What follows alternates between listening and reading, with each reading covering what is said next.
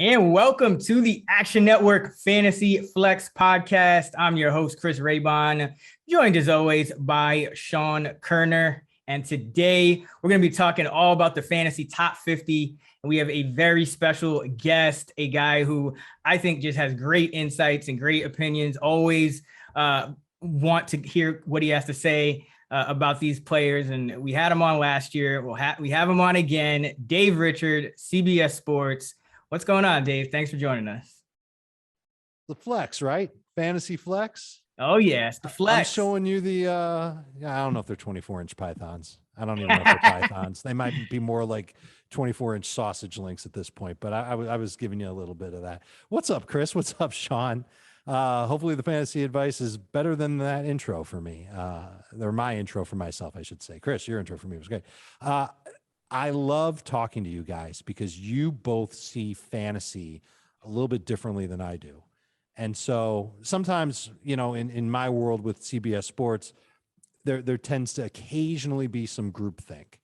And like Jamie will bring up a topic on our show. I know exactly the way he feels about it. I know the way he feels about it. Azer will bring something up on our podcast. I'll know how he feels about it. With you two, I don't know. And to me, that's exciting.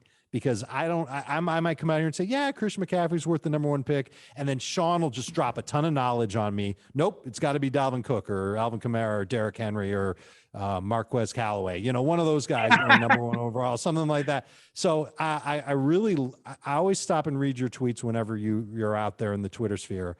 And you guys are smart guys. So I'm really excited to kind of get into it and see where the disagreements are and to see if you guys can convince me on some of the players that maybe we don't see eye to eye on.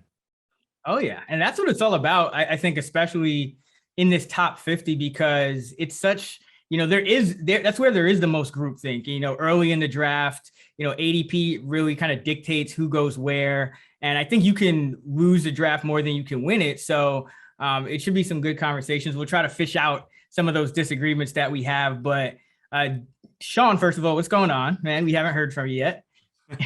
What's up? Yeah, I always love having Dave on. This is one of my favorite pods every year. I think this is the third year in a row he's done our top 50, and this is always the holy shit, the season's about to start pod for me. I think we're at 20 days before the season starts, so it's always fun. I think it was 3 weeks from yesterday. Yeah, so this is always a good time of year having Dave on. Love hearing his thoughts and can't wait. Oh, yeah. So let's jump right in. And Dave, I'm going to start by asking a more general question about your approach in 2021. Early rounds, you know, first 5 rounds. What is your approach this year? How does it differ from other years? And is there any specific strategies, you know, such as, you know, zero RB or anything like that, that you find yourself employing? I rarely find myself going zero RB because I look at that position and there are so many running backs that I look at that are going to be available even in like rounds 4 and 5. And I go, I don't want to have them on my team. Or if I want them on my team, I want them to be my number 3 running back or on my bench. I don't want to have to start, at least for the season, guys like Javonte Williams, Michael Carter, Trey Sermon. Why am I naming rookies? Raheem Mostert. Melvin Gordon, you know, there are a lot of guys that I'm not comfortable with starting. So that red line that I draw at running back, it doesn't go very far. And so I'm trying to collect those running backs early on. And I kind of feel the same way at tight end. I think that there's a clear red line after those first 3. And then there's another red line after those next 3. And then after that, I don't know what kind of color line you need because they kind of jumble together. And I think I've got a beat on who I like 7th best at that position and maybe even 8th best too. But I feel like I still have to like watch more preseason and get a better idea of it. I look at those two. I guess I should say this. I look at those 2 positions as the thinnest in fantasy this year. Wide receiver, I think it's deep. I think you can, especially in PPR, I think you can find wide receivers with 13-point PPR potential week in and week out. I think you can find guys with 10-point PPR potential on the waiver wire. So I don't really stress to try and find the next Devontae Adams circa 2020. And quarterback's deep enough where I think I can find a starting quarterback, even if I'm in a 12 manager league and 12 quarterbacks go before I even get my first one. I think I'd be okay finding a Burrow or Trevor Lawrence as that quarterback. Cousins if I had to, although that makes me scared too. So what I've found myself doing in most of my drafts is 2 running backs and 1 tight end within my first 3 picks. And it doesn't necessarily mean that I'm taking Kelce in round 1 and then 2 running backs. Sometimes I'm usually taking a running back in round 1, and usually I'm getting either Waller in round 2 or Kelce in round 3, just depending on what my draft slot is. But that's kind of the way I've been rolling in a lot of drafts. Kittle. Yeah. Right. If you're getting What'd I Kelce say? in round 3, I want to join that league. Yeah, not Kelce, Kittle. Yeah, Yeah. sorry about that. I've been talking a lot today. My bad. Sean, how about you? Does Dave's early round approach kind of mimic yours, or are you doing things a little different? No, I think it does mimic mine. Like he said, the running back and tight end positions, there's steep drop-offs this year. So I do like targeting those early. Whereas quarterback and wide receiver, there's guys available at almost every part in the draft. So I kind of let those positions come to me. If Josh Allen's sitting there in round 4 and I like my team, I'll take him. But, what Dave mentioned was like, you can get maybe Darren Waller falls to you in round 3. And then start off running back. There's a lot of different ways that you can start the first few rounds at every draft slot, but I do kind of like to have at least 2 running backs and a tight end after the first few rounds in an ideal draft.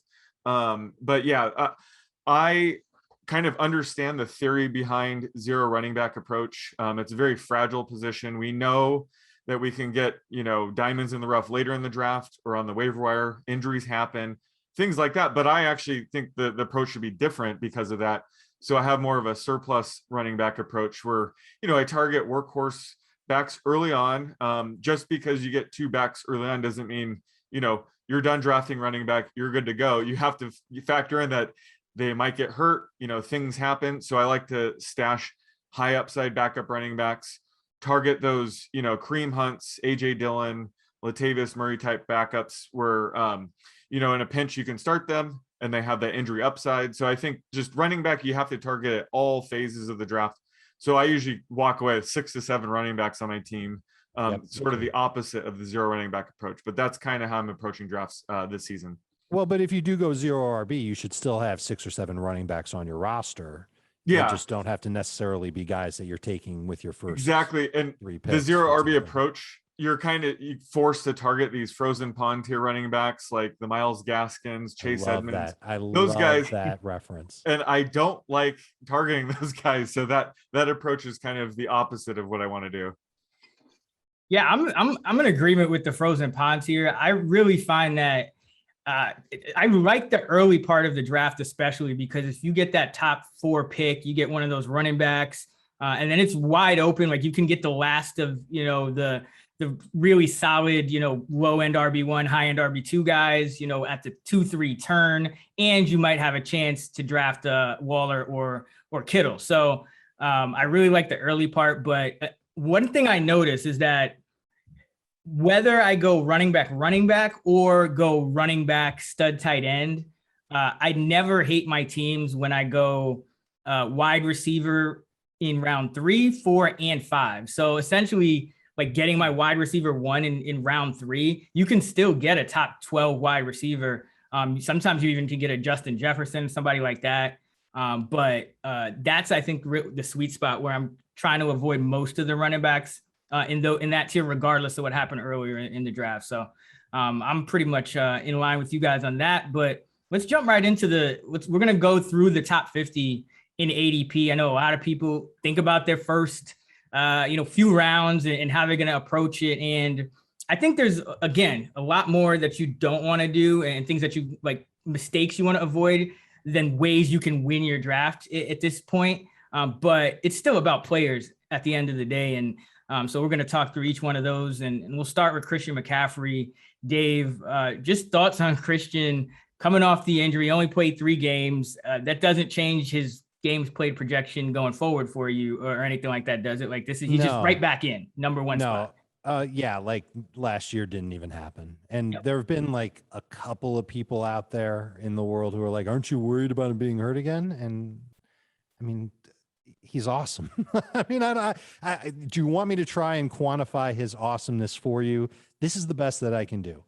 He gave you at least 15 PPR points in 30 of his last 35 games. That's an 86% success rate. It's hard to be 70%, and he's 86%. Let's bump it up to 20 PPR points. He's done that in 27 of his last 35 games. That's 77%. That's pretty damn good. One of the things I do during the offseason is I study the schedules for every team, rate every defense. I go through this process to try and get an idea of where I can find an edge with players based on who they're actually playing. McCaffrey's got a top 5 schedule for the first 4 weeks of the season.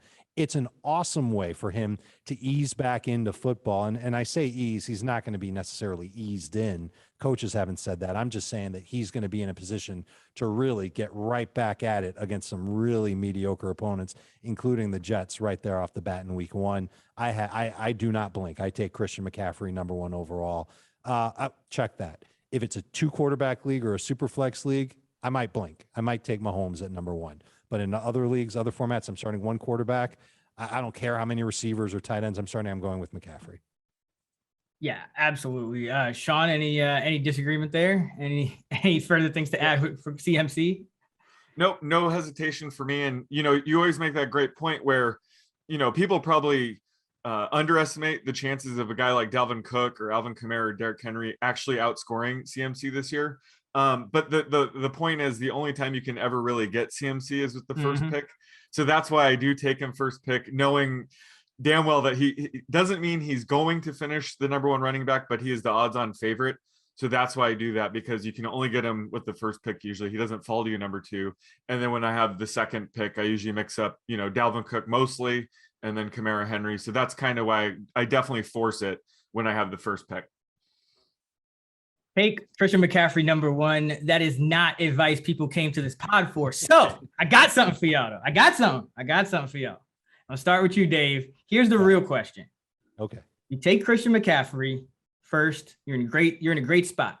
You're sitting there late in the draft, feeling good about your team. You're thinking about handcuffing. Okay. Who you handcuff and who's the guy? I wasn't impressed with Chuba Hubbard. Not that impressed with Chuba Hubbard. I was in Indy for that preseason game, and so I thought he was all right. I didn't think he was great. I think that's who the Panthers are going to go with. Deeper leagues, yes. If I've got 7+ bench spots, not including IR spots, I will definitely throw the dart at Hubbard, but it's got to be in like round 16+. Sean? Yeah, Hubbard for me. And I don't think you necessarily need to own CMC to target him. We saw last year when CMC went down, Mike Davis was a borderline RB1. I do like this scheme under Joe Brady. I think Hubbard, no matter if you look good or not, the first preseason game, I think he'll get the touches. So I could see him being, a low-end RB2 flex play if CMC were to go down. So he's not necessarily a handcuff, just he's a high upside backup running back. I think we'll get the majority of the touches if CMC were to go down. Yeah, I like the call of drafting Hubbard pretty much regardless of whether you have CMC or not. I do like him as a handcuff because he is essentially a free handcuff. And those are the handcuffs I like. Like, I never really liked having to reach on a guy like Latavius Murray just because I had Alvin Kamara or anything like that. But Hubbard, you can get him for free. And if you kind of look at the way the franchise is thinking about it, right?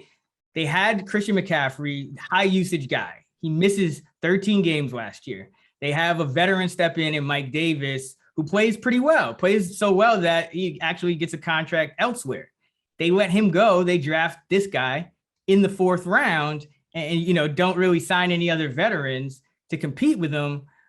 So that tells me that this was their investment into, what happens if CMC goes down again. Like, this is their guy. So yeah, I think it's a smart move to grab him in that 16th round or whenever the last pick before your kicker, your defense.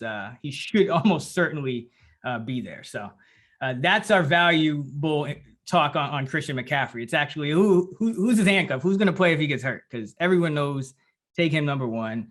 Dave, number 2, there's some debate up for that. You have Dalvin Cook, you have Alvin Kamara, you have Derrick Henry. Does it, for you, is there a clear guy, or does it potentially depend on the scoring system, or how are you kind of differentiating between those 3 backs? Yeah, I'm leaning toward format. If it's PPR, half PPR, I'll take Dalvin Cook. I just love how he's been the last couple of years, but you got to love how Derrick Henry's played the last couple of years too. And he's the guy in non PPR. And there are times where I think about him even in half and full PPR because he's just so dominant. And perfect world situation, and I kind of have to preface it by saying perfect world situation because the receivers in Tennessee are banged up right now, Chris. But if Julio is on the field and A.J. Brown's on the field, defenses are in a massive bind. Case in point, the Falcons, when Julio was there, they faced 7 or fewer in the box over 80% of the time. When Derrick Henry has faced 7 or fewer in the box, he's averaged 6 yards per carry. That was the case last year, just as an example. So the Titans are trying to make their opponents pick their poison, and it's really strong poison because if you pick stopping Derrick Henry, it's 1v1 with those receivers, and they're going to win. And if they try and stop the receivers, Derrick Henry is going to eat you alive. And I think that the idea of a more efficient Derrick Henry should really be exciting to fantasy managers. And the downside to Henry is that he's had 400 touches, if you include the playoffs, each of the past 2 years. So he is a breakdown candidate. And I don't think the Titans are going to start giving work away to Jeremy McNichols or Darrington Evans, or at least not enough work to make Derrick Henry a bad pick. So in non-PPR, I like him a little bit better. But when those catches count, Dalvin Cook is my guy at 2. And what are your thoughts on Kamara? Is he just a clear 4 for you, or are you even going with somebody else over him? No, he's my 3 in PPR. I'll take him over Henry in PPR because I still think there's a floor of 60 something catches, which is equal to 10 touchdowns, and there's a ceiling of maybe even 90. We haven't seen him get to 90 catches yet in his career, but I think he could be there. And you can tell that Sean Payton is trying to drill it into his quarterback's heads. You've got to throw to Alvin Kamara. We need you to throw to Alvin Kamara, please, because we don't really have a whole lot of else right now in the offense. Although I might disagree with Sean Payton on that because Marquez Callaway does actually look great, and Michael Thomas will eventually be back. So I think Kamara will be schemed up in that offense. They really have no choice but to do it. I like him 3rd in PPR. Henry would be 4th, but in non-PPR, Kamara's 5th. And so I would go McCaffrey, Henry, Cook, Zeke, Kamara. Did I say that right? Did I do that right, or did I mess up again? Let me say it again. McCaffrey 1, Henry 2, Cook 3, Zeke 4, Kamara 5. That's my order in non-PPR. Ooh, okay. We got it. We're going to talk all about Zeke, but I just, Sean, any thoughts on this kind of the trio here, which I think, some people kind of second guess themselves between which of the, Cook, Henry, Kamara they should go with if they have the number 2 pick. Yeah, so standard formats, it's Cook and Henry really a toss-up for me at number 2. I mean, Henry is super valuable in standard formats, then Kamara, and then Nick Chubb for me over Zeke. Actually, I think Nick Chubb is great for standard format. A lot of the problems with him, the lack of receiving work. So he's my number 5 in standard. For half PPR, it's Cook for me at number 2. I think he's sort of in a tier by himself in half PPR. And then Kamara and Henry is really a toss-up for number 3. I had been mainly drafting Henry there. I would say 55 to 45 split between the two, but I've been trying to get it back to 50-50 because of Michael Thomas being out the first 6 games or so. And, Dave made a great point that the quarterbacks are going to have to give the ball to Kamara. They don't have a choice. Sean Payton isn't stupid. He's going to scheme up a ton of passing work for Kamara. So I think, you can't go wrong with either one. 3rd off the board in half PPR. Then PPR, I think Kamara's number 2, actually, just barely over Dalvin Cook. He's made for PPR formats. And then Henry's pretty much in his own tier at number 4 in PPR. He takes a massive, massive hit in PPR formats. So that's how I'm approaching these 3 backs in the different scoring systems.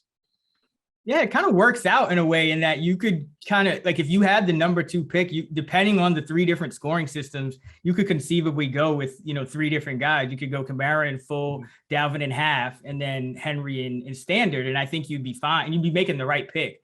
Yeah.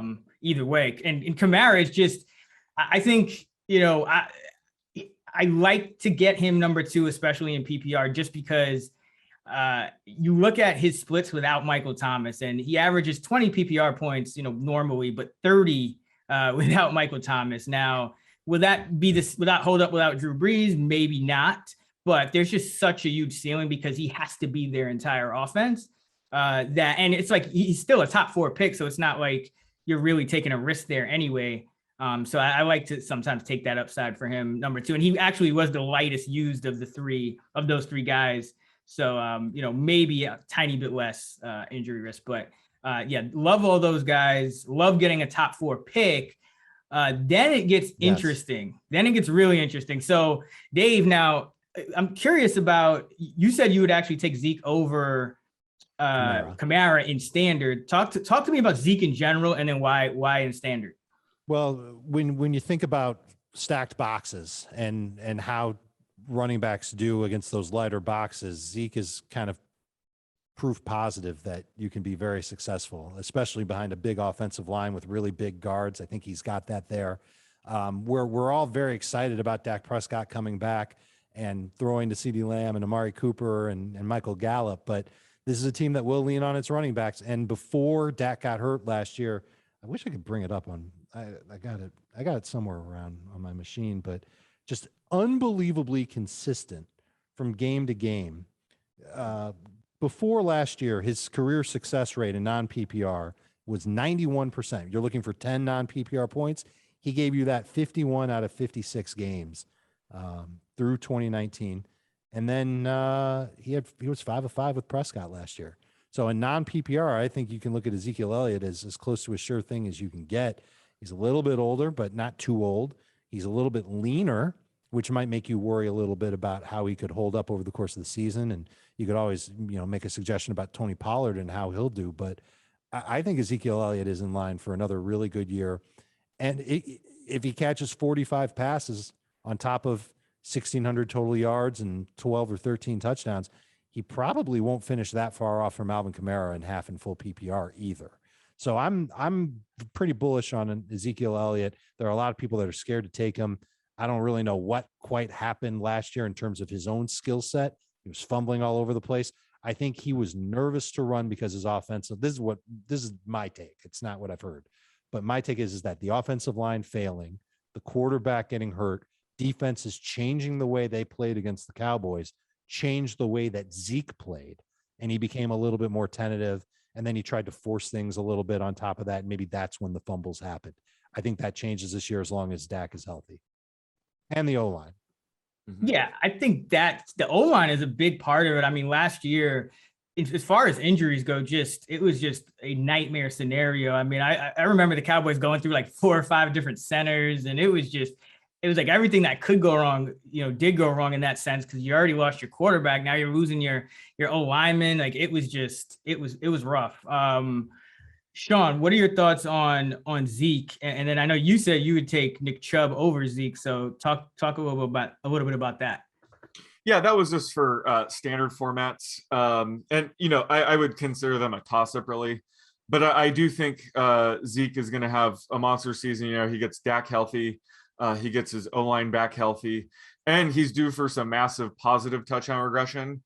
Last year, he only scored 5 touchdowns on 26 carries inside the 5-yard line. Your average running back, we would expect close to 10 touchdowns on that many attempts inside the 5. I don't consider Zeke to be average, especially around the goal line. So right. I think he's due for some massive positive touchdown regression there. As Dave mentioned, defenses are going to have to try to slow this passing game. So Zeke's going to have plenty of holes to run through. I love him this year. So yeah, don't worry about my standard rankings. I think half PPR formats, he's clearly the number 5 back for me. Let me just give you the consistency numbers one last time for Zeke. And this is just my selling point on him. In his last 61 games with Dak Prescott, and I believe that's 4 years, and that includes the 5 games together last year, 10 plus non-PPR points 91.8% of the time. You would have to be really picky. That's like saying I've got a girl for you to date and she's a 9 out of 10, and you go, sorry, I only date 10s.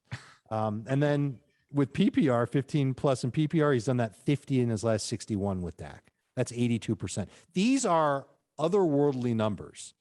And so counting on that type of consistency, even if he takes a step back, he'll be great. So I wouldn't worry about Ezekiel Elliott at all. I think he's worth that top 5 overall pick. Yep. Yeah, he's really like emerged as my, RB5. Like earlier in the offseason, there were a couple guys I was thinking about up there, but now really the guy that if I'm not taking Zeke fifth overall, the guy I'm taking instead of him is Devontae Adams. I'm just going to a different position. Like it's not about, there's no running back that I want after those top four more than Zeke. And that's a really good point. His whole entire career was played with Dak Prescott, who's been a pretty strong quarterback. I mean, he catches a lot of flack, but I mean, since year one, he was efficient, did not throw interceptions, and gave opposing defenses enough to worry about that. You couldn't just completely zero in on Zeke or he would beat you. So I think, getting Dak back, that's kind of key because, Andy Dalton last year, and then, they had a couple other guys starting DiNucci for games. It was just, again, everything that could go wrong did go wrong. So, yeah, I'm on board with Zeke here for the RB5. Travis Kelce. Travis Kelce is a guy that goes, especially in a lot of high stakes leagues. I see him going in the front half of the first round. Some more casual leagues, he may still go toward the middle to the back end. But Dave, what are your thoughts on Travis Kelce? How high should he be going? Have you found yourself taking a lot of him or not? I see him as a tight end who's finished number one at his position in PPR points per game each of the last 5 years. You want to talk about consistency? That's the old 100%. That's the 10 out of 10. My style is to go after running backs in round one usually, but when I get to a point where I feel like there's like a little drop off at running back, that's when I'll go to Kelce. I think Kelce is as safe as it gets. I think he's safer than Devontae Adams, which is saying something because Devontae Adams has been a number one wide receiver in PPR points per game 2 of the last 3 years. Kelce's just managed to do it 5 straight years at a position that's really hard to get great production from in fantasy. So I'm excited to have Travis Kelce on my squad. I'm going to pull up my PPR rankings and tell you who I would take ahead of him, and go ahead in your own mind and say, yeah, I agree. Yeah, I agree. Oh, I disagree. And then maybe you'll have an idea on where you're comfortable taking Travis Kelce. So here we go. McCaffrey, I'm taking ahead of him. Cook, Kamara, Henry, Zeke, taking those guys ahead of Kelce too. I'm taking Aaron Jones ahead of him. I'm taking Jonathan Taylor ahead of him. I'm taking Austin Eckler ahead of him. And for now, I'm taking Saquon Barkley ahead of him. Barkley coming off the PUP list gave me a little bit of optimism, enough to say, okay, maybe he's got a shot at putting up another banner year.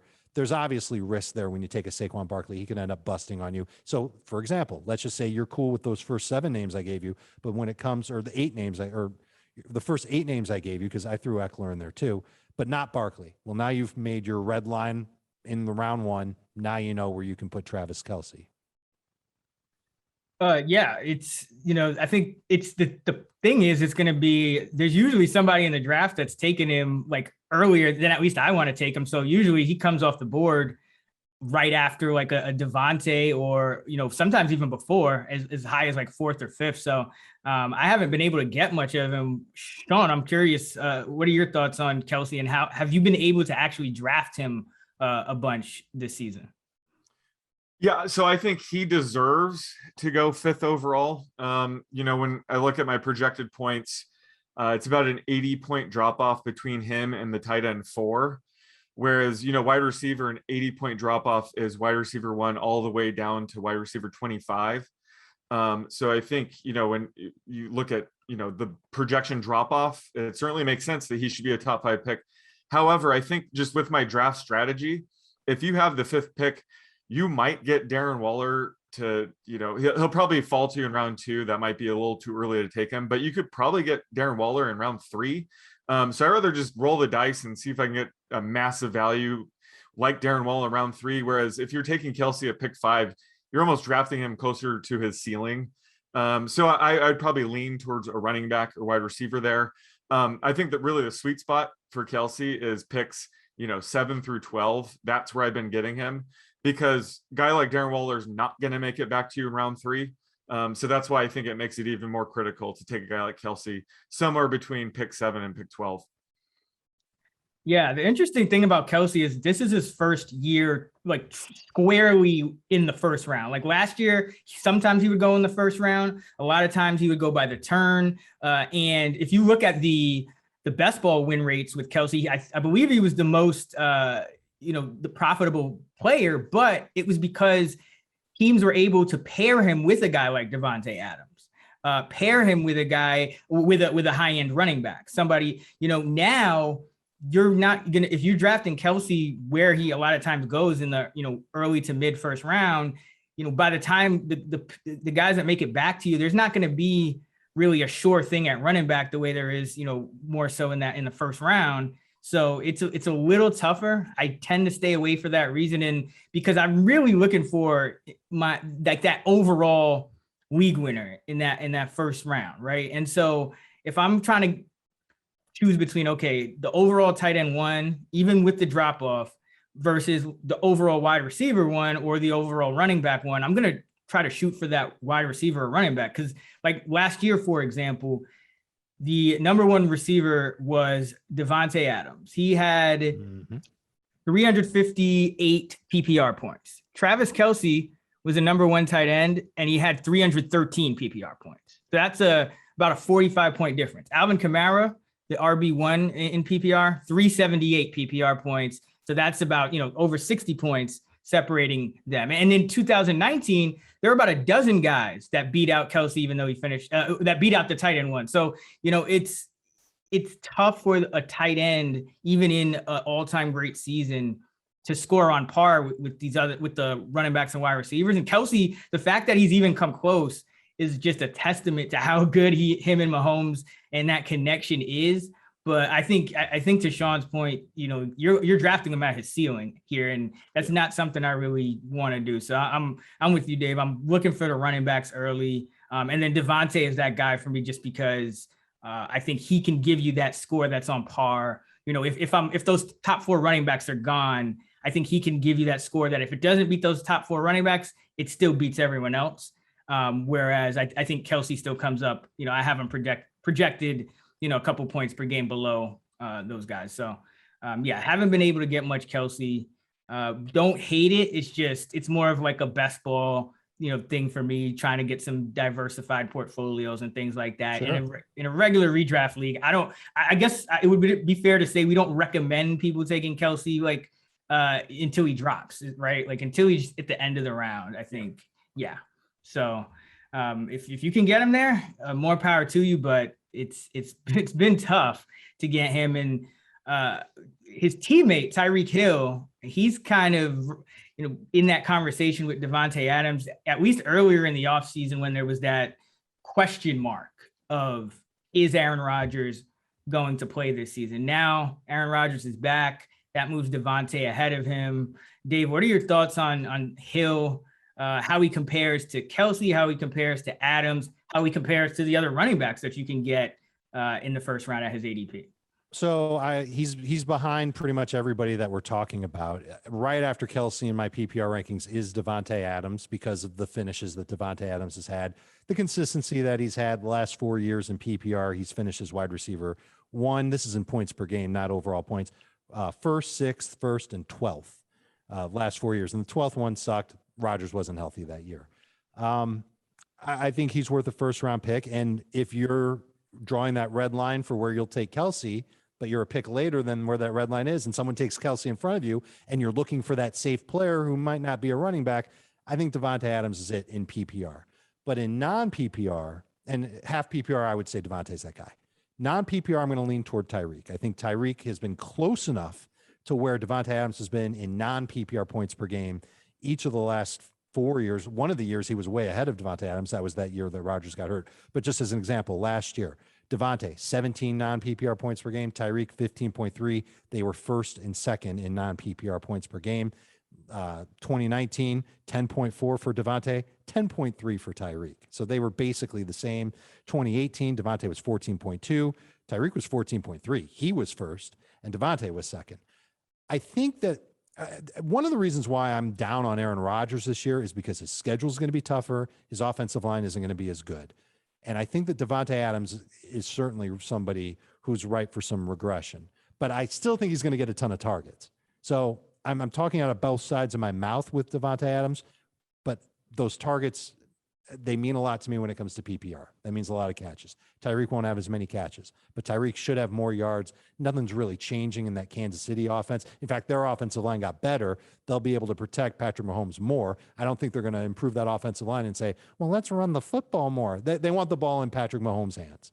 So Tyreek, non-PPR only, is ahead of Devontae Adams. It basically means I'm not taking Devontae Adams in non-PPR leagues. Yeah, that's interesting because that's actually how my projections shape out too. It's, Devontae clear edge in PPR, but that touchdown projection for Tyreek in standard leagues and combined with just that yardage upside, he's obviously getting more per catch. It's just, it does give him a little bit more upside. Sean, where are you on Tyreek Hill? Yeah, so I think it's really a toss-up between these two guys. I would give the slight edge to Devontae Adams in half PPR. He was a little bit more consistent last year. He finished as a wide receiver 50% of the time, whereas Tyreek finished as a wide receiver 47% of the time. He had that one massive 51-point game against Tampa Bay. That's kind of what you get with Tyreek, is a much higher ceiling. But Devontae is going to hit his ceiling a bit more often, so I like that a bit more in head-to-head format, season-long format. So can't go wrong with either. I'd probably lean 54% of the time going with Adams here over Tyreek. I think, Raybon, you've made the good point that considering this is probably the last season for Aaron Rodgers and Devontae Adams, it wouldn't surprise me if he targets Adams even more this year just to prove a point. But Rodgers is probably due for some slight touchdown regression himself. He had an insane 9.1% touchdown rate last year, but still, Adams is his guy in the red zone. So I think we kind of know what we're going to get with Adams. Again, I don't think you go wrong with either guy as soon as, the fifth pick, just based on my draft strategy. I think it's okay taking one of these guys inside the top 5. Yeah. The thing I love about Adams is it's like, because he's not making these huge plays like Tyreek, they're still getting down the field. So it's just like a couple added receptions. Like they'll get the same yardage, but it's just Devontae will need a couple extra receptions to get it because he's not like this superhuman speed freak. But that can work against Tyreek in like full PPR formats because, Devontae will have a drive where he'll get like, 5 catches for 70 yards and a touchdown. And Tyreek will be like 1 catch, 70 yards and a touchdown. Yeah, Tyreek, he's almost too good. Right. He's too good, literally. Like, having Mahomes as his quarterback helps a little bit too. Yeah. That helps.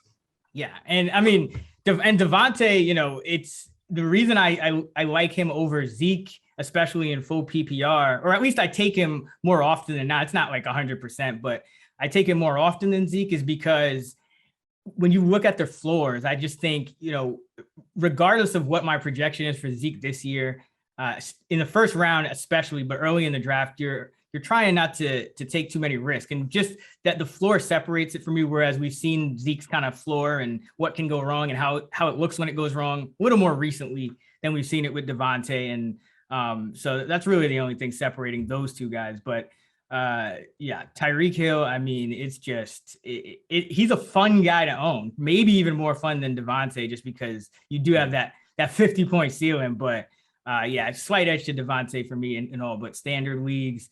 Let's talk about some other receivers.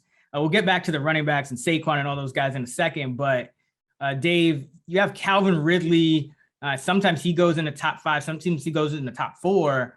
And you also have DK Metcalf creeping up there too. Do you like any of those guys before Stephon Diggs or DeAndre Hopkins? And how do you kind of approach those guys? Are you drafting a lot of them, or are you kind of going running back there? I'm going running back pretty frequently there. So I'm taking the aggressive approach of trying to win that running back position rather than going with the safe play at wide receiver. And I think they're all safe plays. I can kind of make the case against DeAndre as a not as safe as last year type of play. But the way Buffalo's rolling, that offense is going through Josh Allen. Like, I'm not touching the Bills running backs unless it's round 36. Maybe I'll take Devin Singletary in round 22. But I think Josh Allen is throwing, and I think Diggs is his target. Half the reason why Allen had the breakout year was because he got Stephon Diggs and those intermediate targets. Even when they weren't necessarily on target, they started getting caught, and there were plays after the catch, and it made a huge difference for Josh Allen's numbers, but also for Stephon Diggs' numbers. So he's 3 for me. I watched Ridley practice yesterday against the Dolphins in Miami, and he was crushing that secondary, and that secondary is good. And that was on the second day of the practice. The first day, he was crushing them just as much. Calvin Ridley, to me, he's a lock for a ton of targets. I think he's an easy guy to go ahead and take as one of the top 5 receivers. I currently have DeAndre Hopkins next up, and I've got him and A.J. Brown ahead of DK Metcalf. And I could stand to spend 60 seconds on both of those receivers, Hopkins and Metcalf. I'm going to try and be a little quicker than that. Hopkins is sharing a little bit more. I think Rondale Moore is real. I think AJ Green might be real too. And I think Chase Edmonds and his role in the passing game is going to be a real thing. The offense in Arizona is going to flow through Kyler Murray, just like the offense in Buffalo flows through Josh Allen. And so there's going to be a little bit more competition for targets for Hopkins. That means that he should be a little bit more efficient, but it wouldn't surprise me if his target share dipped just a little bit. I still have him 5th, but definitely behind Diggs and Ridley. And then with DK Metcalf, we know that this Seattle offense is supposed to go up tempo, quick pace. They want Russ to get rid of the ball quickly. I think that helps DK because he's a guy that you just look at his body. He's somebody that can break tackles and make plays after the catch. When they were in the red zone last year, I want to say that DK Metcalf had 14 targets from Wilson when Wilson threw it under 2.5 seconds. So we're talking about like screens and slants, real short routes where they're asking the receiver to make a play after the catch. And Metcalf was a monster in that regard in terms of targets in the red zone. It didn't necessarily reflect itself in touchdowns. He had a lot of them, but he didn't necessarily score every single time he had one of those types of targets in the red zone. But he's someone that's going to be featured there. And I think the case can be made that the Seahawks will throw more than they have in the past. DK will be the top target getter in that offense. Lockett will be behind him, but when they get in the red zone, that's where the focus is going to be. And defenses will know it, and the Seahawks won't care because DK Metcalf is that damn good of a receiver in terms of size, speed, and having that my ball mentality when it's up in the air that it just leaves defenses in a no-win position. Yeah, DK, I mean, he and Ridley stand out as those guys that could really finish. You know, obviously the others have already proven it, but those guys that could finish as the number 1 receiver overall, like if they just, have one of those years where the targets just go way up for whatever reason, I could see Ridley leading the league in targets. I think for an Atlanta team that, their defense probably not going to be too great. Matt Ryan has had Julio all these years to be a target hog. And now you're you have Kyle Pitts, but he's a rookie. And then in the backfield, you don't really have a guy that you want to give like 80 catches to.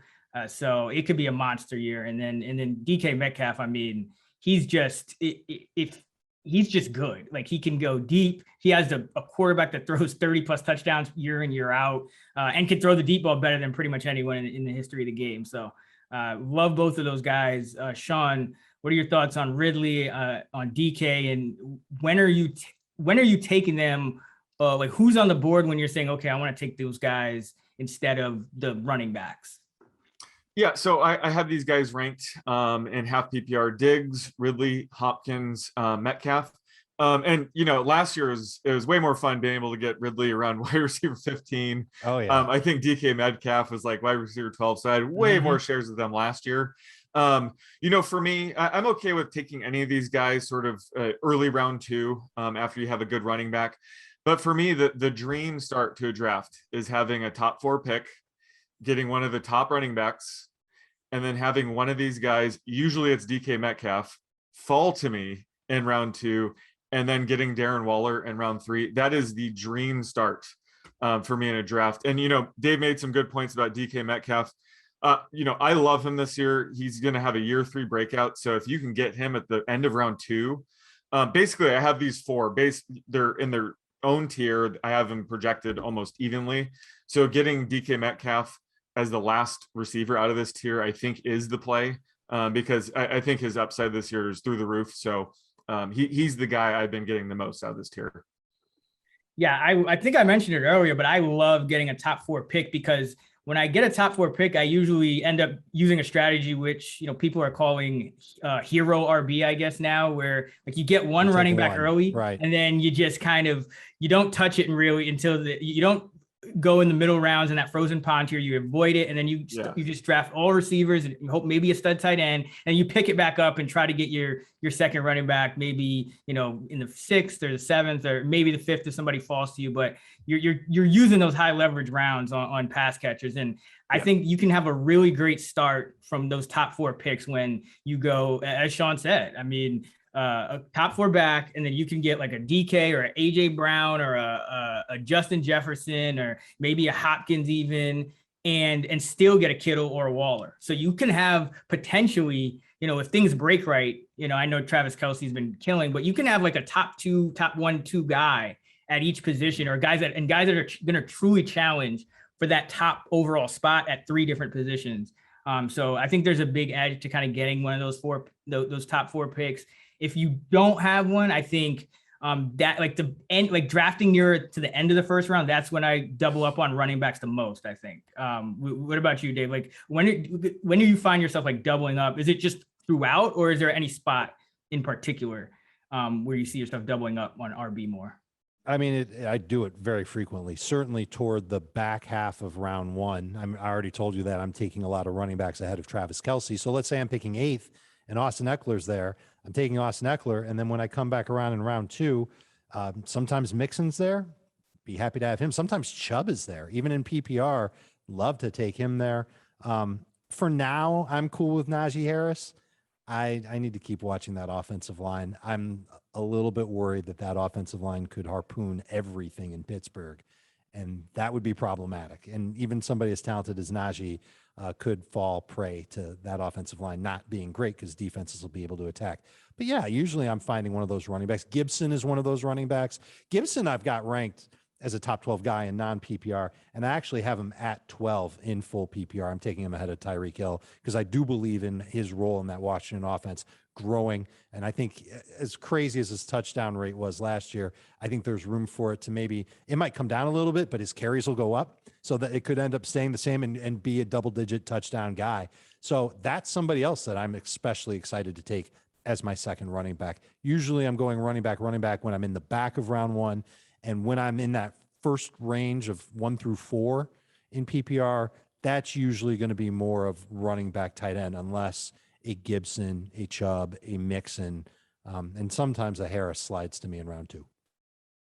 Yeah, the pick kind of dictates that running back start, I think, late, because it's a little early when you're picking in the front half of the second, or like very early in the second, especially to go with a guy like Waller. Like it's just there's a little more value at running back, and even at wide receiver. I think that middle of the second is usually the earliest I'd go. I prefer to get him near that, much closer to the turn.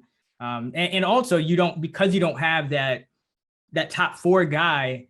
I think it makes a little more sense to then take like the double shot at 2 guys that, if worse comes to worse, maybe you still get like this, your second guy is like a top 20 guy or something like that. But right. One of them is okay, and the other one is great. It's not the worst case scenario, obviously, but it's probably the more likely scenario than both of them being great or both of them sucking. You know what I mean? So one will hit their ADP, and the other one will probably disappoint you a little, but not too bad.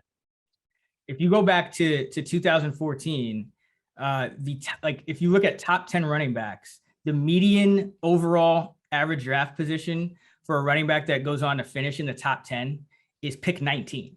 So that means, but by the time you get to the end of the second round, more than half of the eventual like top 10, this is not even top 3, like top 10 running backs will be already selected. So that's why I think it makes sense to go, double up early on.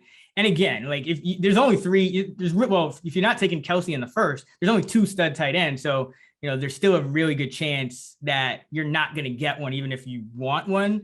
And so I think you're going to like the way your team looks if you start running back, and then you go wide receivers in the next 3. I think that's going to be a really solid team. I agree. Mock it. If you're not sure about what Chris just said, find a site, mock it and then decide if you like it. Speaking of deciding if we like it, is Sean and I have been kind of anti Saquon, I think. All right. A lot of people aren't. A lot of people are really excited. He came off the PUP list, and now he's a first round pick who's gonna put up like 2,000 scrimmage yards. Where are you on Saquon? And I'll give you my take at the end because I don't want to kind of any more than that. But like, where are you on Saquon? I'm giving him some benefit of the doubt off of his 2019 season, because that's 2018, 2019. You saw what he was able to do. He was amazing. And so you kind of forgive him for getting a torn ACL, but you can't quite overlook that it's taking him so long to come back from it. You knew he wasn't going to play. He could have been perfectly healthy. You knew he wouldn't play in the preseason anyway. One of the nitpicks that I do have on Saquon, though, is that the track record with Daniel Jones as his quarterback has meant fewer targets. They've played 12 games together. They've averaged 4.2 targets per game in those 12 games. That's a little scary. That's an 11% target share in 2019. But then in 2020, when they played, 5 quarters together or whatever, it was a 22% target share. You're hoping for that, but you can't rank him on that. It's way too small of a sample size. Some people would say 12 games together is too small of a sample size, but I think Daniel Jones, I think the Giants know that they have to lean on Saquon. Even though they've added all these pieces to their passing game, some of these pieces aren't healthy right now. Galladay's not at 100%. Tony isn't all the way back yet. And even when Tony comes back, he's still got a lot to learn. This is a hard-headed coaching staff that's not going to rush Tony on the field. When you put all their pass catching options in place on the field, yeah, that should lighten boxes against Saquon, but it's not going to happen right away. And that offensive line, I'm not sure if that offensive line, Chris and Sean, is good enough to make things easy for Saquon, where he can get 3, 4, 5 yards before anybody touches him, like the Patriots were able to get against the Eagles' second-string defense in their preseason game this past week. You saw that, right? Like, you can't overrate Patriots running backs based on that game. It was a nightmare. And you can't quite overrate Saquon because of what he did in the past, but you have to acknowledge it. And so I'm currently okay with him as a late first-round pick. You're probably winning or losing your league based on Saquon Barkley in round 1. You'd much rather take him in round 2. Who wouldn't rather have Saquon Barkley in round 2? But when you're picking Barkley in round 1, and maybe this is the case for Kelce ahead of Barkley, you figure you're going to get somebody comparable to what's left from 11th overall, between 11th and 15th overall, when you're up in round 2. So it almost doesn't matter that you're taking Saquon there, because the player that you get in round 2 is going to help your roster regardless. And so you're taking the chance on Saquon coming through. He's definitely not as safe as Travis Kelce. As I'm saying this, I'm thinking maybe I need to move Kelce up and put Saquon behind that red line that I've been talking about.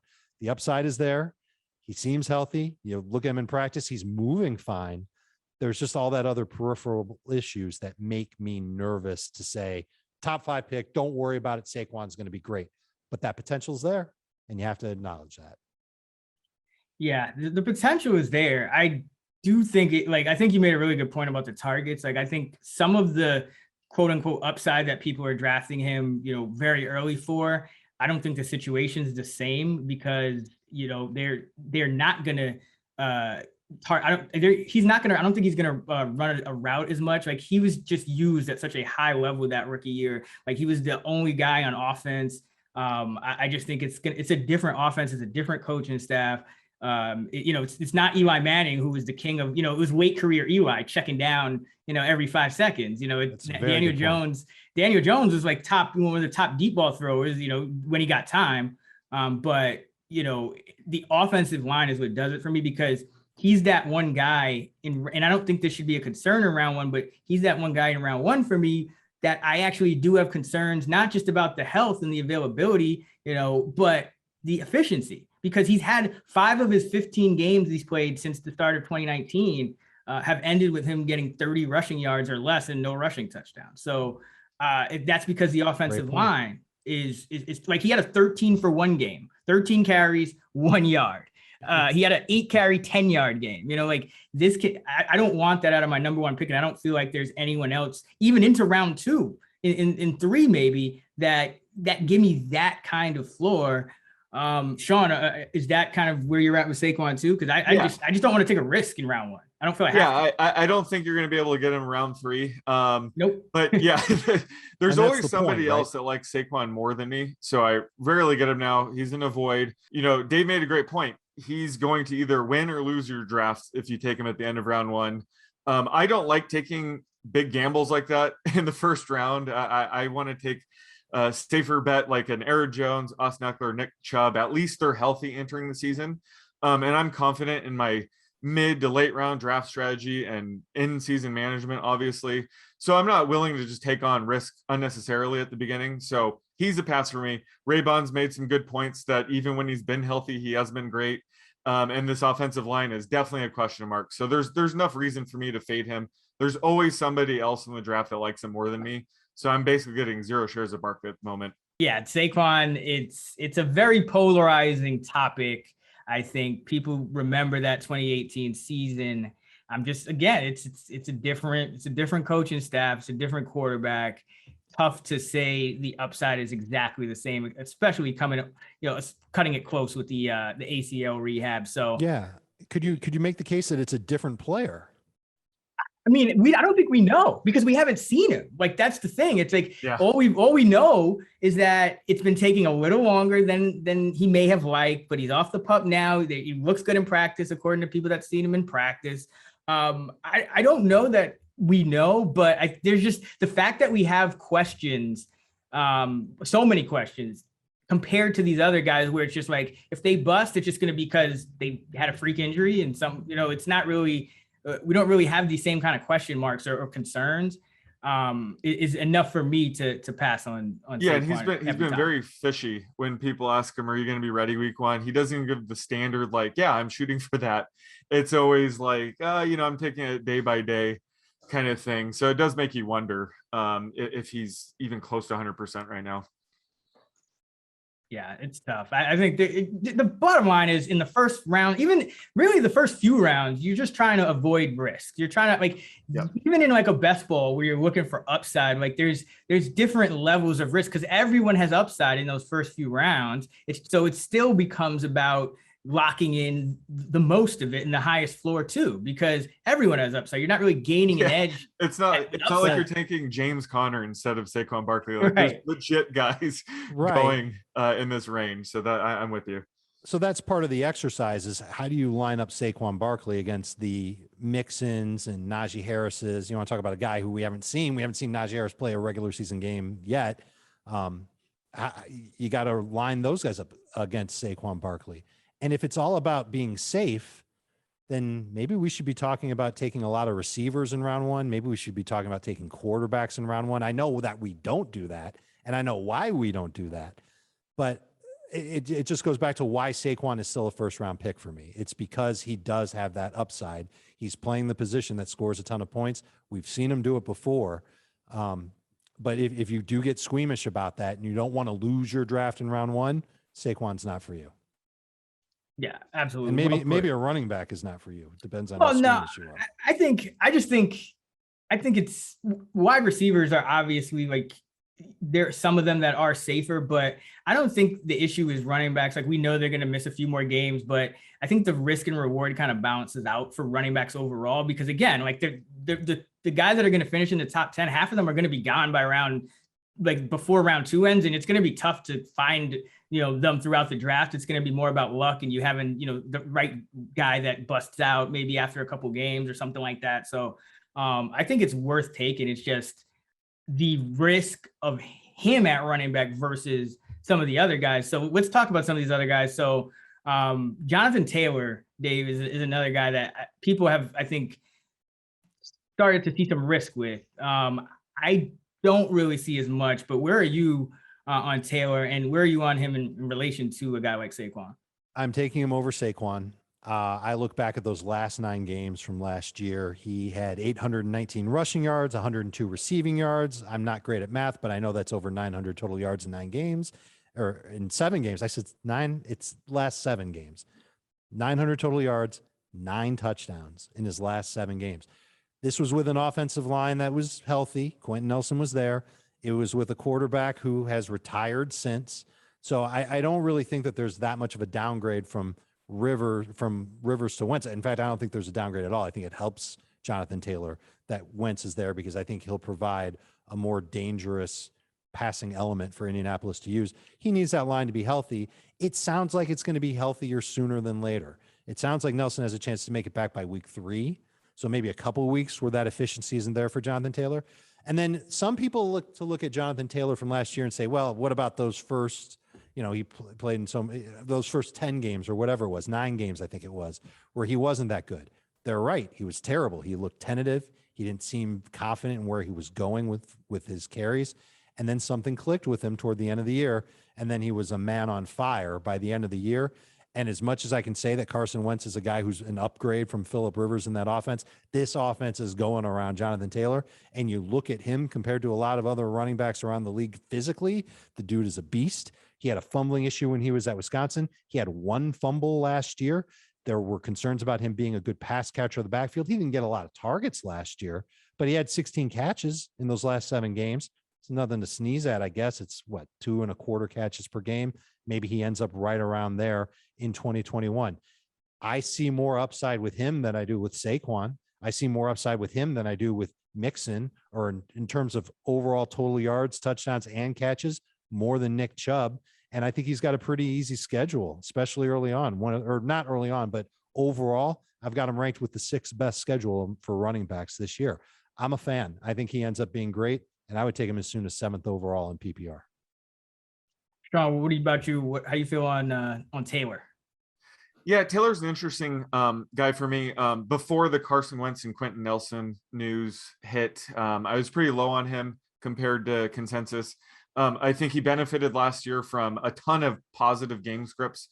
Colts went 7-3 over the final 10 games, I believe, and had a soft schedule. So that's perfect for Jonathan Taylor. I think, Nyheim Hines is still going to be that pass catching back that limits Taylor's upside. So, especially when we're talking about mid to low end RB1s, there's still guys that I consider workhorse backs. So that's why I was a bit low on him, but his ADP has dipped, RB9, RB10, where I'm not really adjusting him down much at all based on the Carson Wentz or Quentin Nelson news. There's actually hope that they're going to be ready by week 1. So I kind of like where he's going at the RB9, 10 range, but this is exactly the range you guys have been talking about, where at the round 1/round 2 turn, I'm perfectly fine just taking 2 of these running backs. I think that's probably the best way to kind of start your draft if you're at the end, is just take any 2 of these guys. I would say Najee Harris is not in this tier for me. I am concerned about the O-line in Pittsburgh. We know he will have the workload, but he could struggle this year with efficiency. But any of these guys, I think, make sense in the 2 back-to-back running back approach start at the end of the draft. End of the first round. Right. Yeah, definitely. I think, Taylor, there is some concern. I get why people are concerned. Even with Carson Wentz, it's another situation where if Carson Wentz is playing like he did with Philadelphia last year, then that gets them into a lot of passing situations, and then Nyheim Hines is going to play, most of those routes. But I do see at the same time, a team with a pretty good defense and a team with, probably more limited passing wise, I think, than it was even last year with Rivers, limited in a different way, as in, I think Carson Wentz is just more liable to turn the ball over and things like that. So I think Jonathan Taylor could be the whole offense. So Dave, I agree with you. I think he has that kind of Saquon-like upside where, he could just be the centerpiece of the offense too. And I still think even the Colts banged up O-line is a little better than the Giants healthy O-line. So yeah, I'm on board with him. I like Joe Mixon a lot. I think Joe Mixon's usage with Zachary Taylor as the coach. I mean, 2 years ago, he got 17.4 carries per game. Gio Bernard got 3.3, and no one else really got anything. And then last year, Mixon was getting almost 100% of the carries, in those games before he only played 6 games, but he was getting almost 100% of the backfield carries, averaged 19.8 per game. So he's a guy that really hasn't been coming off the field much, and his receptions per game jumped from 2.2 in 2019 to 3.5 in the small sample last year. So I think if Mixon stays healthy, he has some sneaky upside. Another guy with some O-line concerns. So, he's not, big time. not out of the woods there. But what are your thoughts on Mixon, Dave? Inconsistency has weighed on him, so that makes me a little bit nervous. And it hasn't been inconsistency the last 2 years. In the last 2 seasons, he's given you 15 or more PPR points in 6 of his last 22 games. That sucks. The year before that, we're talking about 2018, it was 7 out of 14. That was considered a great year for Joe Mixon. I know he's going to get more work in the passing game. We think there's starting to be rumblings in Cincinnati about, well, maybe Chris Evans can work in that role. And I think that's what we're going to see in the preseason games from Cincinnati, is to see what Chris Evans can do. But Evans is not like a game-breaking running back. He's a guy who plays football, and he happens to be a running back, and he's not bad at catching footballs and then making a play after catching the football, but he's not a burner. He's certainly not fast like Joe Mixon. And Samaje Perine was kind of a surprise last year, kind of came all the way out of nowhere, but he ended up being just fine as well. I'm thinking that Mixon's better in round 2 than round 1, because we've seen him hurt fantasy managers more than help. And I would include 2018 in that, when he was consistent only 50% of the time. You're drafting a running back that can be a little bit better than that, where you're hoping can be a little bit better than that when you're in round 1. Yeah, absolutely. I think Mixon is a second rounder. I just see him. It's that I see him fall to sometimes the end of the second, which I think is too far. I'm glad we take him. Yeah, I'm glad we take him. In any time really in that second round.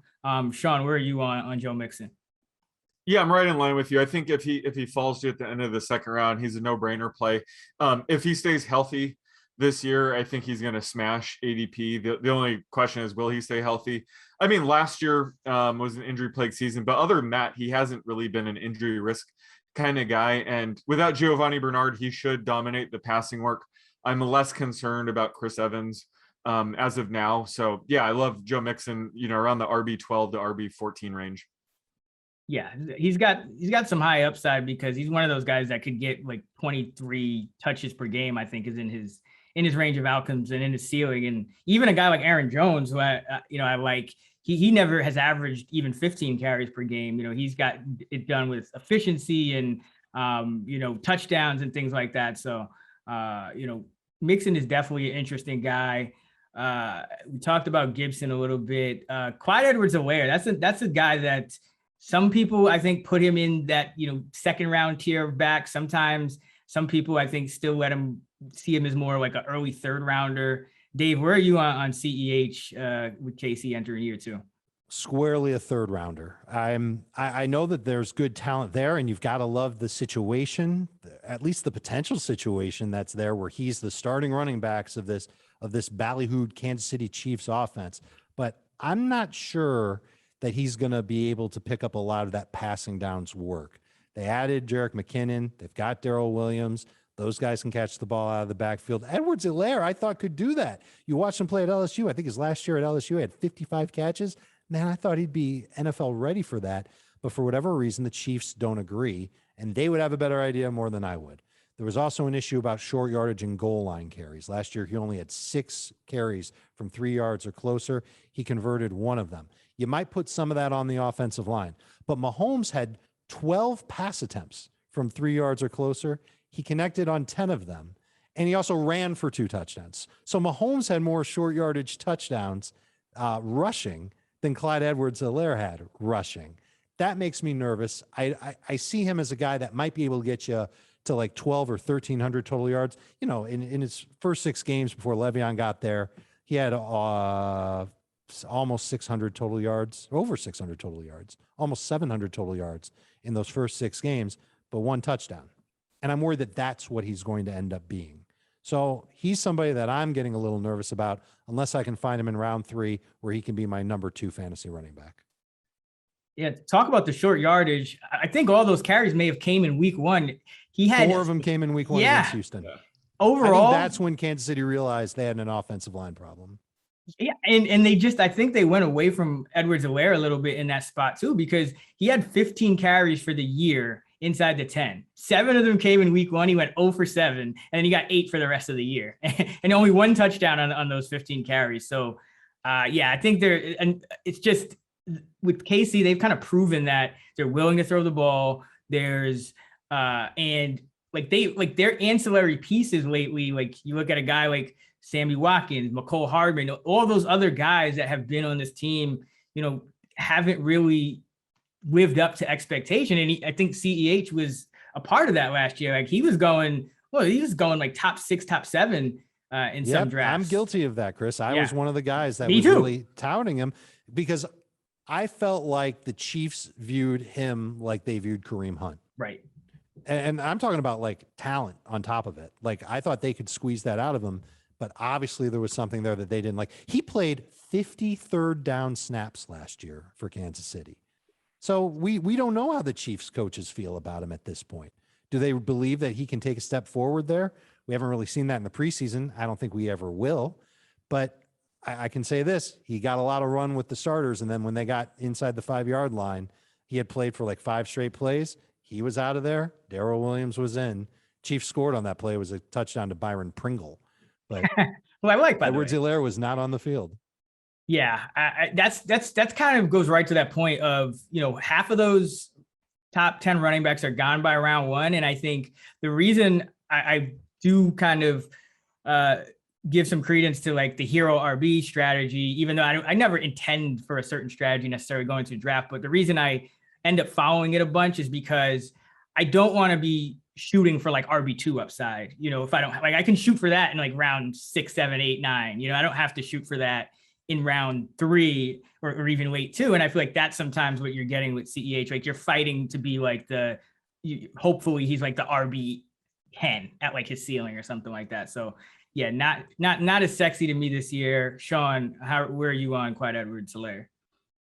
Yeah, I'm similar to you guys. Last year I was high on him, but once he started getting drafted in round 1, I was out, thankfully. So I think he has a ton of upside. I consider him, as part of this high-end RB2 tier with DeAndre Swift and Chris Carson even. And I think the fact that I can get Chris Carson around sometimes 2 rounds later, he's the guy I've been kind of drafting a lot more than a guy like CEH.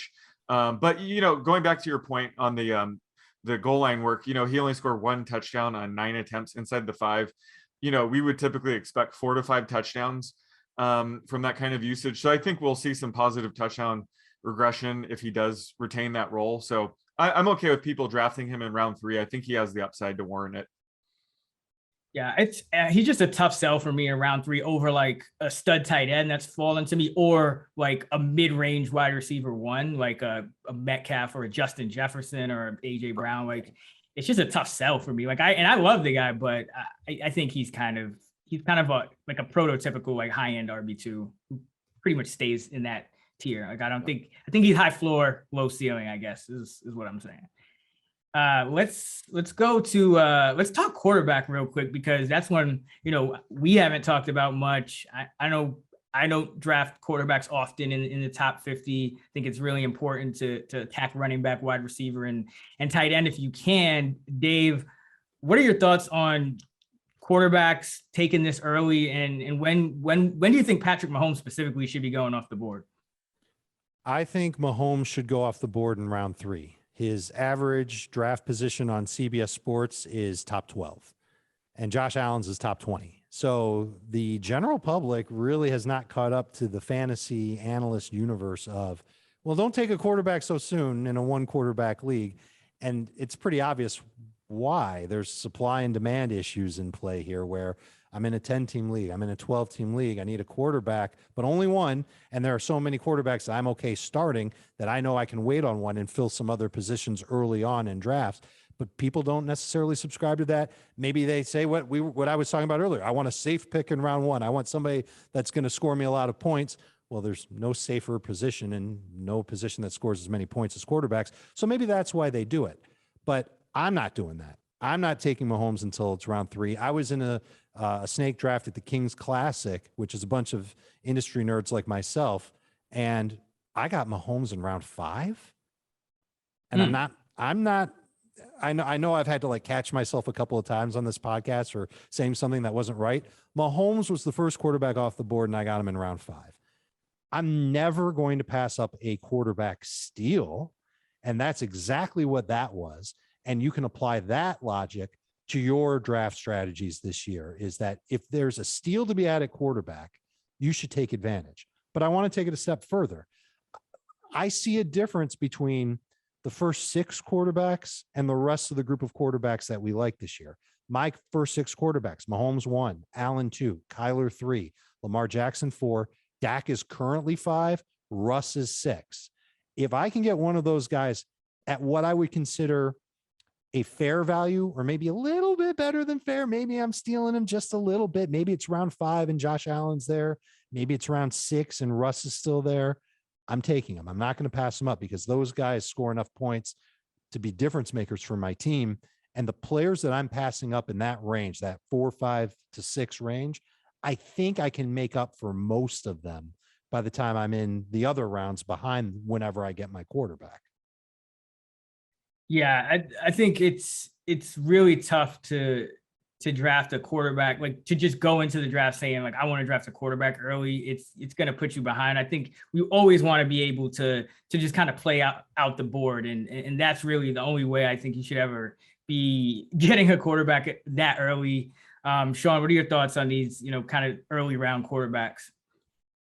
Yeah, so I agree with Dave that round 3 is probably when Mahomes should go. And I typically let the QB position fall to me. I let the draft dictate it. So I'm usually watching when somebody takes Mahomes first off the board. But similar to Dave, if he's there around 5, I would definitely consider it. I think that's a steal getting him there. But when it comes to this Chiefs offense, we definitely want to invest in Patrick Mahomes. But I think the best way to do it is through players like Tyreek Hill, through players like Travis Kelce, or even Clyde Edwards-Helaire. I think you want to invest in this Chiefs offense, but the QB position, you can get away with not drafting a quarterback, do the whole stream in season approach. Like I advocate if you miss out on one of these top 6 quarterbacks. So I still want to invest in this Chiefs offense, just not with Patrick Mahomes directly, and take, either like a Tyreek Hill or Travis Kelce to still get a piece of this offense, because we definitely want to invest in it.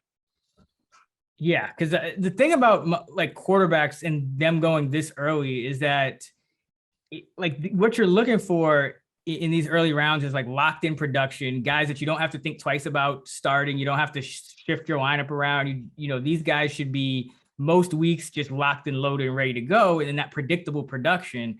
And at quarterback, you can pretty much get that anywhere. Now, you're not necessarily getting, the number 1 quarterback as you would with Mahomes, but you're sacrificing potentially getting, a guy like that at running back or wide receiver, which is extremely valuable because everyone could pick up a quarterback and start one and have a decent, day, but it's going to be those other positions that really differentiate. So yeah, I don't really get any of Mahomes, unfortunately, because he never seems to fall to like the 5th round for me, Dave. I wish, but I think like the earliest I usually go is the 6th. That's when, sometimes like a Lamar or a Kyler, more often like a Dak or a Russ, may end up falling and below ADP. And I'm fine, there depending on my build sometimes with taking them, but that's really the only time I'm going with like a quote unquote early round quarterback, because even if you look at like outside of, Mahomes last year, I mean, look at the quarterbacks and the top quarterbacks, they were all taken, in the 6th round or later. You had, Aaron Rodgers and Watson and Josh Allen and all those guys. And every year you see the same thing where, yes, there's going to be those locked and loaded quarterbacks, but I looked at the overall pick, the median overall pick for a top 5 quarterback since 2014, and it's pick number 85, which is pretty much what you'd expect. You can get a really good guy later on in the draft. And if you look at the guys taken in the first 5 rounds, they finished in the top 5 a third of the time. They finished, in the 6 through 12 range a third of the time, and they finished outside of the top 12 a third of the time. So it's not like a super huge edge. They're just kind of, essentially doing what you'd expect, not really giving you much of an edge at that position. So it's early round quarterback is one that I'm almost always staying away from unless a guy really, really falls like over a round and I'm already in the 6th and I have like 2 running backs, 3 wideouts already. So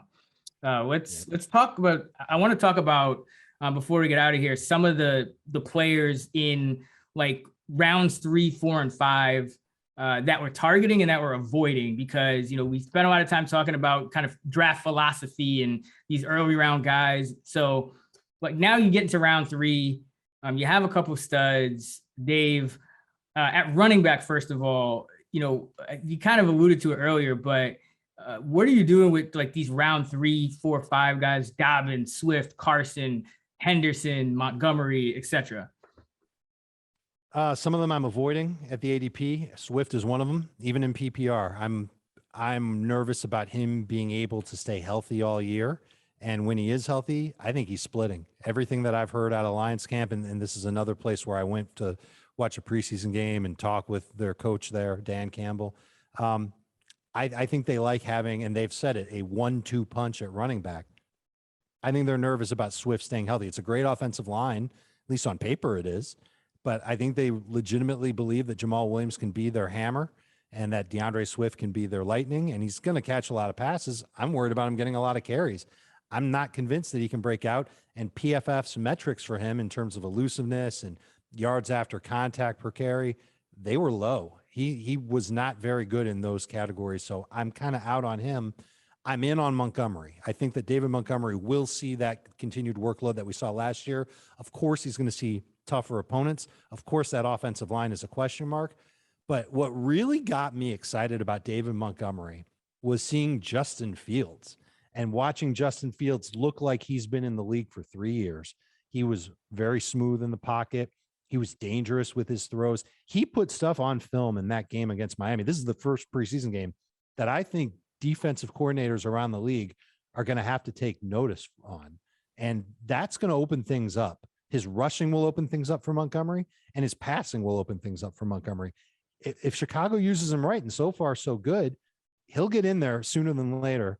And that's when David Montgomery will be a real problem for opposing defenses and a great help for people who take him in fantasy.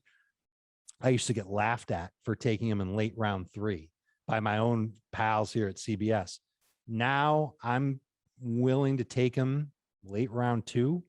If there's not, if I'm not feeling Kittle, if I really want to make sure I get that second running back, maybe there's been a run on running backs in rounds 1 and 2, and I need to collect another running back, I'm not afraid to go with Montgomery there. But more importantly, or maybe more safely, more sanely, I'm okay taking Montgomery in round 3, and it can be in early round 3.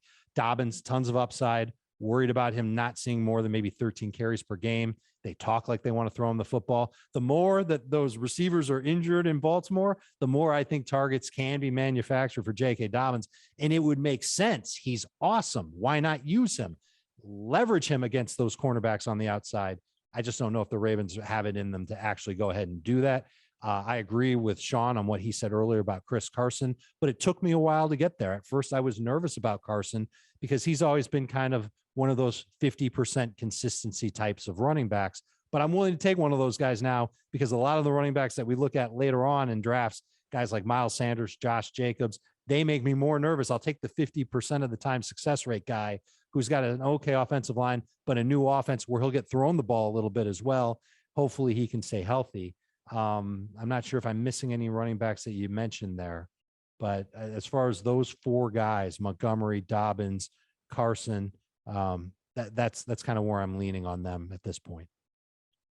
Yeah, you made a bunch of interesting points. And Sean, I want to hear your takes on some of these guys, and then I'll give mine at the end.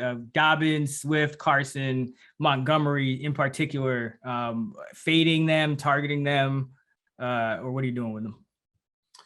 Yeah, so this RB2 tier is interesting, and usually this is where I dub the frozen pond tier. But I like all these guys this year. This time last year, we were drafting in this range: Todd Gurley, Le'Veon Bell, James Conner, Melvin Gordon, David Johnson. Those are guys we're used to seeing in this tier. And we all said we want nothing to do with them, and we were right.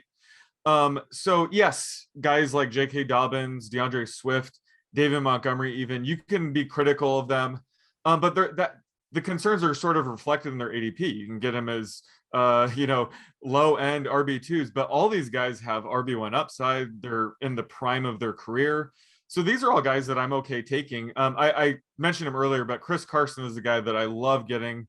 at the end of round 4, sometimes round 5. I just think he's a safe bet. He probably doesn't have super high ceiling, but he's just, a safe high floor bet as your RB2. And even Darrell Henderson right now, his ADP is RB21. I think the closer we get to week 1 and the Rams haven't signed a veteran back, the more I love Darrell Henderson. I think he's going to keep trending up towards, RB17, RB18 if they don't add another back. So I love getting him. It's been usually round 5 is when I target him. So any of these guys that fall to me, I'm sort of okay taking, despite, the warts they have. They all have some concern. But if you're getting legit RB2 in round 5, you can't pass that up. I don't mind Henderson in round 5. It's seeing him go in round 4 where I get a little squeamish. And I know they haven't added anybody yet. It wouldn't surprise me if they still added a veteran. There's a couple of veteran running backs out there who fantasy managers would be like, ew, really? The Rams? Why would they do that? But yeah. I can't help but think that the coaches don't love Darrell Henderson. They could learn to love Darrell Henderson, but he's got to earn it there. I know he's a good pass catcher. He has 38 career snaps on third downs with the Rams. I know that he's got burst and ability.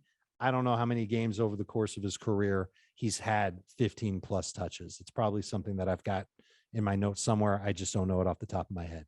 I'm nervous about the schedule to begin the season for Henderson. He's got the Bears, Colts, Bucks, Cardinals, Seahawks, Giants. Maybe one or two of those defenses will be okay. But the big point that I'm worried about with Henderson is Sean McVay just got his upgrade at quarterback, and he's got the license to let Matthew Stafford throw a ton because Cam Akers isn't there. And the running back that he currently has is one that he'll say that he's going to lean on, but may not necessarily lean on him. And so I don't want to be one of those people that reaches for Darrell Henderson. To me, he's in the next tier behind the other 4 that we mentioned before.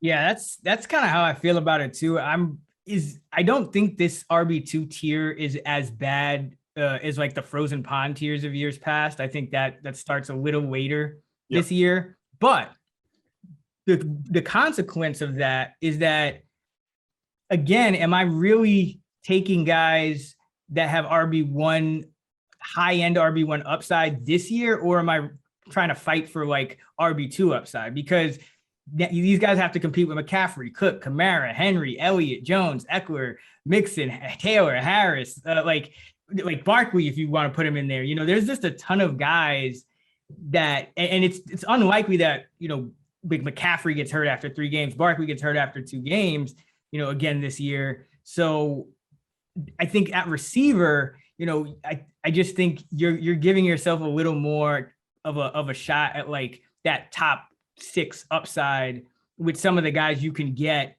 in the 3rd, 4th, 5th round even. And we've historically seen that, half of the top 10 wide receivers since 2014 have been taken between round 2 and the end of round 7. So it's been a lot more, evenly distributed with the wide receiver as you go down the board, because, there's air yards to be had, there's targets to be had, there's less injury risk. That it's usually not worth it to me unless I like it really dictated by my draft. Like if I just fell into maybe a wide receiver start, or a tight end, wide receiver, tight end start, or something like that, and I need a running back, that's what I'm okay. I hope I get a Chris Carson. I hope, maybe J.K. Dobbins has like some, poor man's Nick Chubb appeal, things like that. But in a vacuum, I think they're all real risky. Yeah. Well, I think that the reason I like having 2 running backs before this tier is off the board is because I don't want to dive into the frozen pond, or fallen, as I should say. I don't want a Mike Davis, Chase Edmonds, Myles Gaskin, James Robinson as my RB2. I rather, I'm okay taking them as your first bench running back or even your flex, but having a dip in and take them as your RB2 is scary to me. So I do like having 2 running backs before this massive RB2 tier is off the board. Yeah, absolutely. I'm just saying I wouldn't reach on any of these guys. Like I'm not. Yeah. I'm not like, okay, let's take one of these guys like ahead of his ADP. It's like, if they drop to me, cool. If not, I'm just going to have, one of those strong teams with wide receiver that maybe RB2 slab a little bit shaky. It's just how I'm at least to begin the season. Yeah, exactly. Cause I think that's the biggest mistake sometimes. It's like we end up, or drafters end up feeling like they need that second running back, and sometimes even that third running back, which I think you get in a lot of trouble.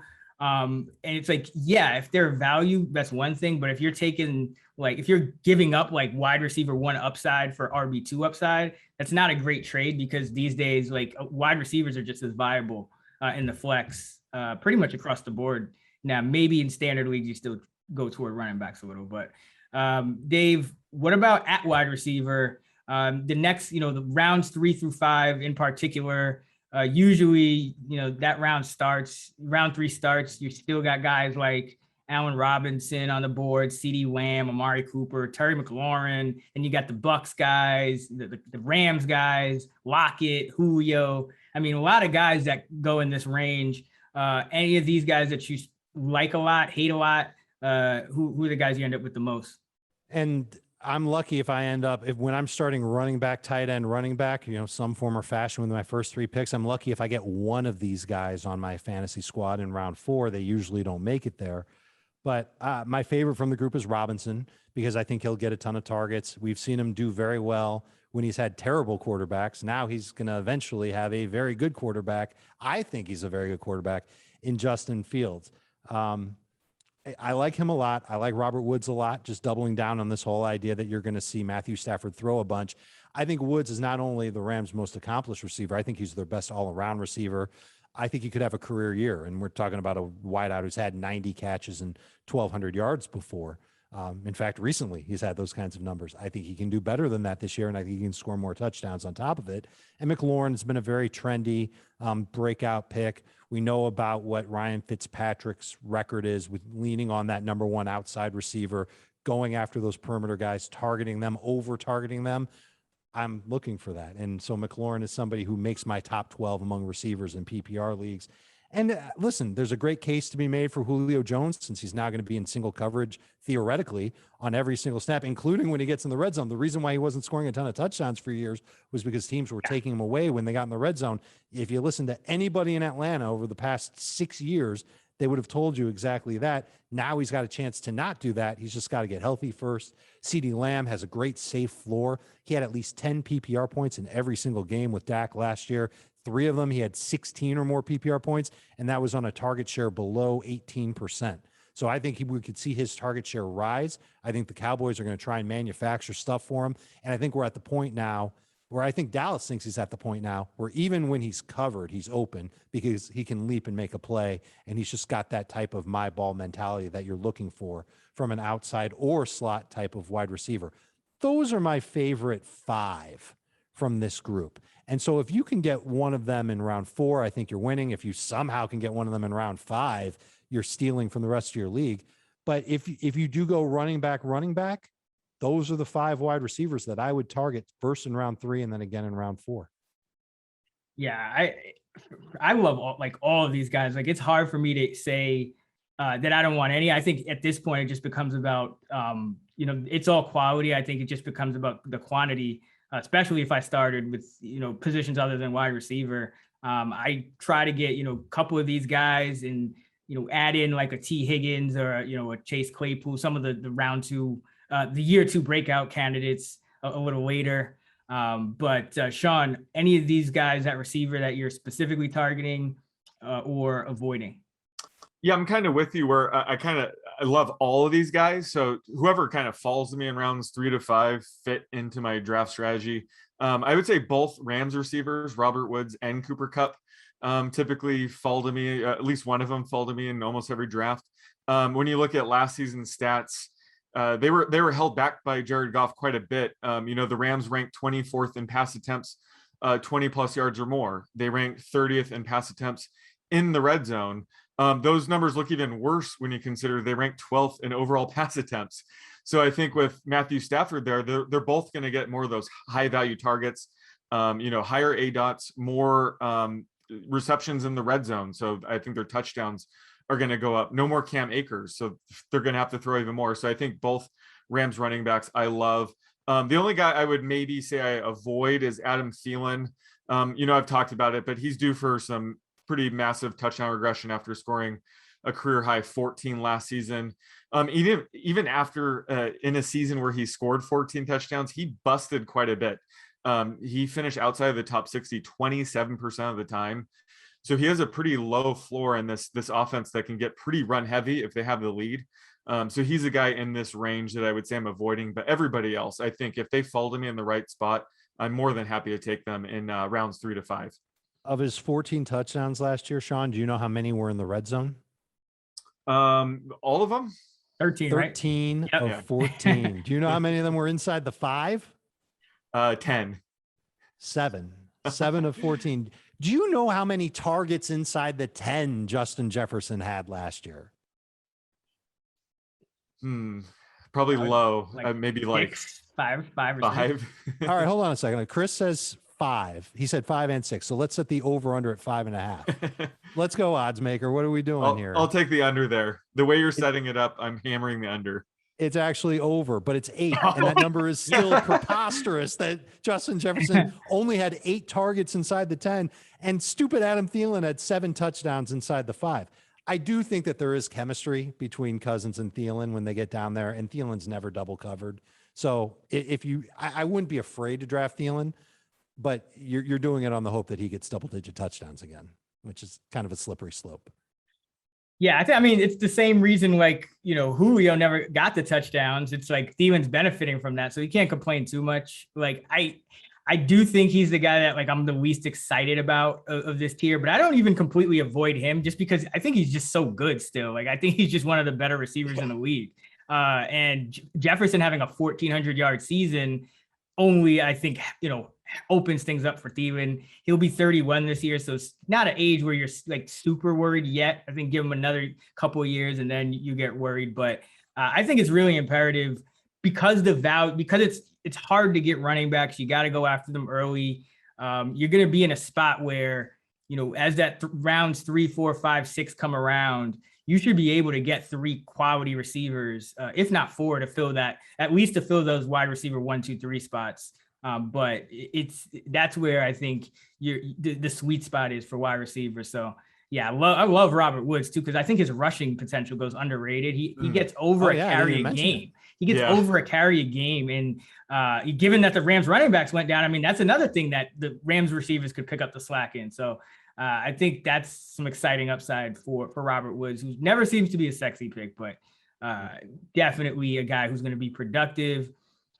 Dave, I'll finish up with this question. Is there any player that frequently slips outside the top 50 or it just doesn't even have an ADP in the top 50 at all? Maybe it's, in those next couple of rounds that you think should be actually drafted in that top 50. So you sent me a great link before the show to an ADP on my fantasy league site, their ADP report. Yep. And so I see Julio Jones is just outside the top 50. I know that we talked about him. I think he absolutely belongs in the top 50. Cooper Kupp, we already talked about him. Tyler Lockett's going 54th. Oh, He's yeah, I gotta love be a him. top 50 pick. Yeah. I love him. And yeah, I know that the whole idea of throwing quick doesn't necessarily help him. He's always been the guy that Russ goes to when he's making an improvisational play. And that includes in the red zone last year. But I still think that he can get fit into that offense just as well as DK Metcalf. And hopefully he can just separate a little bit more than Metcalf can, and he can make plays that way without necessarily being touched. Deontay Johnson is someone who I think is worthy of a top 50 pick because volume's volume, targets are targets. He's going to get plenty of them in Pittsburgh. I know we're worried about that offensive line, but I think that we were worried about it last year, and he ended up doing just fine. There's a couple of other players. There's 2 more I want to name. I don't know if I necessarily think they have to be top 50 players, but if you're drafting and there's a quarterback there and you're not ready to take a quarterback, I'm okay if you take TJ Hawkinson as a top 50 pick, and I'm okay if you take Mark Andrews as a top 50 pick. And that has to do a little bit more with position scarcity than it does anything else. Although I do think that Hawkinson has a chance to lead the line and lead the Lions in targets, catches, yards, touchdowns. Goff, after his preseason game, talked about how important tight ends are in the offense, and he specifically laid out that TJ is that guy in Detroit. But I think everybody knew that already. And Mark Andrews has been that reliable target for Lamar Jackson really ever since Lamar became the starter for Baltimore way back when.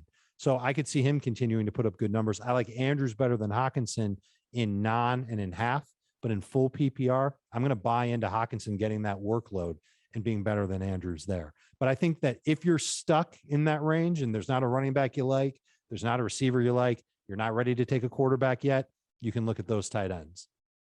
Yeah, I think Hawkinson has an outside shot to lead all tight ends in targets just because of, like, we've seen Goff with Tyler Higbee, who I think Hawkinson is a better player than Tyler Higbee. Like, For Goff sure. just throws so short. The team is going to be likely behind a lot. And Hawkinson is right there with Amon-Ra St. Brown, I think, and probably ahead of him because that's a rookie, right? So, who's the projected leader in targets for the Lions? For me, it's probably Hawkinson because Tyrell Williams, not a high target guy, who's going to play a lot on the outside. And then we don't even know what's going on with Rashad Perriman. Apparently, nothing is going on. He's been with playing Rashad Perriman behind Perriman. Khalif Raymond at points in camp. We don't know. I would be surprised if he made the team at this point. Oh, okay. Well, there you go. Struggled. Tyrell was a starting outside receiver for them in their first preseason game. St. Brown started in the slot. He played, I think, half the snaps with the first team offense in their first preseason game against Buffalo. Dude, he was separating. You want a late round sleeper in a PPR league? Because everybody's going to be up on Jacoby Myers now after what happened. And everybody's going to be all over Marquez Callaway after what's going on in New Orleans. I think Amon-Ra St. Brown is one of those guys you should look at with one of your last 3 picks. Oh yeah. That could be, you have 100 catch upside with in like outside of the top, 150 picks with that guy. Like, it's, that's in his range of outcomes, just given Jared Goff's, like, he had like a 6.1 dot last year or something like that. Like, it was 4.9 from what I saw. Oh my God. Jesus. Yeah. Okay. Like, I think I could have a 4.9 dot if I played quarterback. Right. Assuming that I didn't get sacked every time. It's like Jared Goff is on pedestrian level quarterbacking, but again, it's fallen 3 straight years, Chris. Oh yeah. 3 straight years. And I don't think the Lions are going to tell him, hey, throw downfield more. We really need to get Rashad Perriman involved in the offense. I mean, this is an offense that's going to struggle. I think they're going to be in trouble this year. This is going to be Dan Campbell, the former tight end, with putting Darren Fells on the field, TJ Hawkinson, and you're not joking. And Ross St. Brown is going to be the Cooper Kupp of this offense. And Goff is just going to ignore. He's probably even going to ignore Tyrell Williams. So, it's I do like that I like getting Hawkinson even more in the 6 because, again, I'm just really big on I really like having my third wide receiver by the end of round 5.